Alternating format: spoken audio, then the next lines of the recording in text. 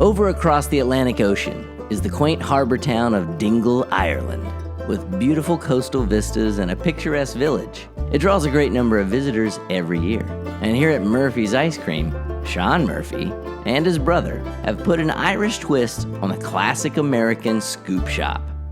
Do you have any favorites? Like what's going to be your recommendation? Do you know what's so for funny? me today? Right? What's funny about my favorites is it tends to float because I'm here all the time. Yeah. And I've been doing this for a while. And so I'll go through these phases where I'll be like, oh, the cookies, that's so good. And then a week or two later, it might be on to raspberry sorbet or something else. So it does change a bit over time. Classic ones for us are the sea salt, the Dingle sea salt, always. The brown bread, always far up there.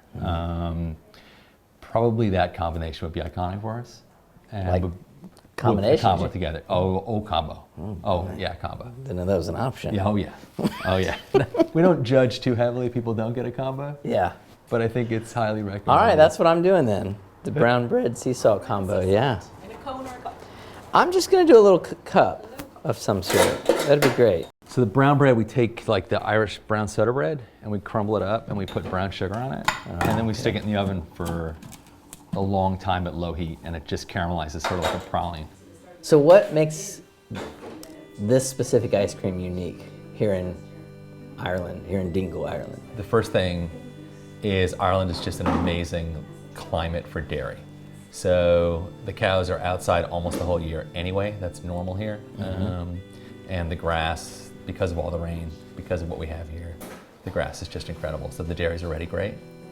We're buying from a farmer here who's local to us here, and he has these little Kerry cows, and they're quite small. They have this milk which just has really strong flavor on it. But it's an Irish breed of cows, and they go back as far as known cheese or anything. They go back thousands and thousands of years, this specific breed of cow. Wow. And there's only a couple thousand of them left in the world. Really? Yeah, because they don't give as much milk as the big cows. For the sea salt ice cream, for the Dingle sea salt ice cream, we actually go out into the sea. We scoop up seawater, and then we boil it and filter it until there's just the salts left. Oh, awesome. And then we mix that into the base ice cream. And it's quite delicate, but it adds this depth to the flavor, which is outstanding, and it's our most popular flavor. And we've tried, you think, oh, we'll just buy a bit of salt, it'll be fine. Yeah. It's not. Yeah. You taste the difference, oh, you do. Is there a lot of tourism in this area? You get a lot of Americans coming in here wanting ice cream. Yeah, there's hundreds of thousands of tourists come through. They come for the scenery and everything. Yeah. And yeah, a significant percentage of our customers, certainly during the summer, would be Americans.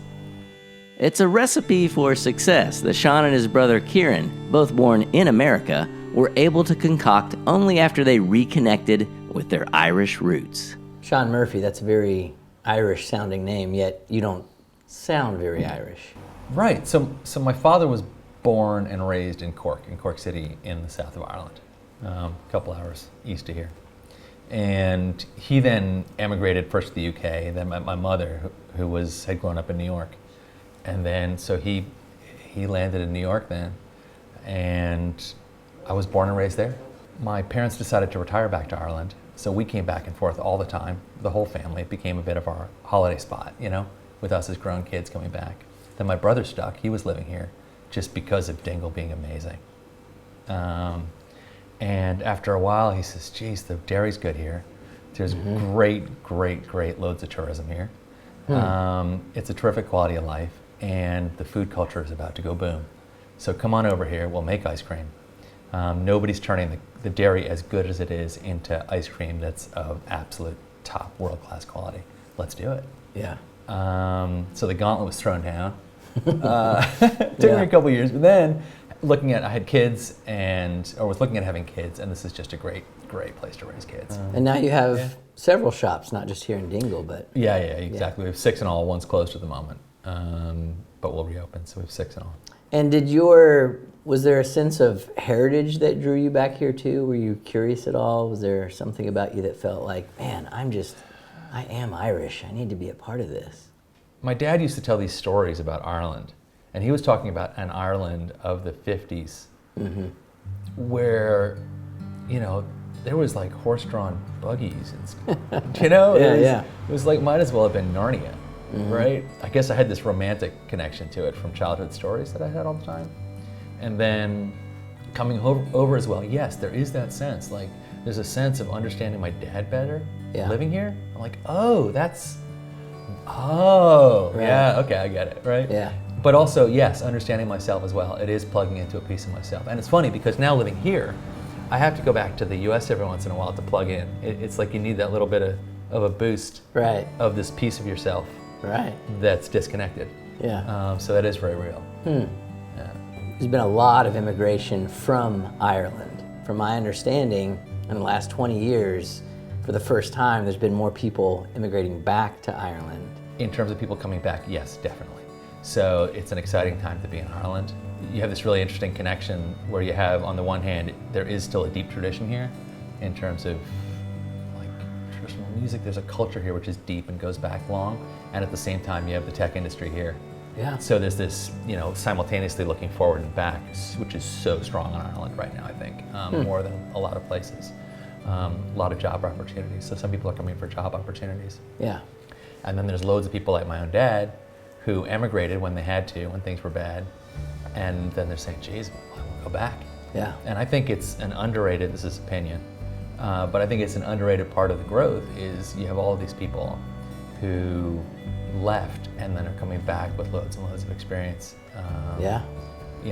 International business experience, international experience in the sciences, in all different fields. Yeah. And then bringing all of that home. Mm-hmm.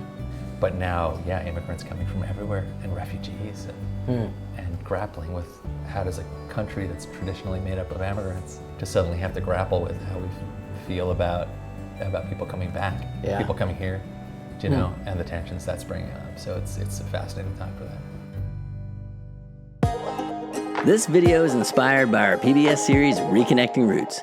Visit reconnectingroots.com to watch the full episodes or to check out our music and podcast. Give us a thumbs up and subscribe so we can keep making more. Thanks for watching.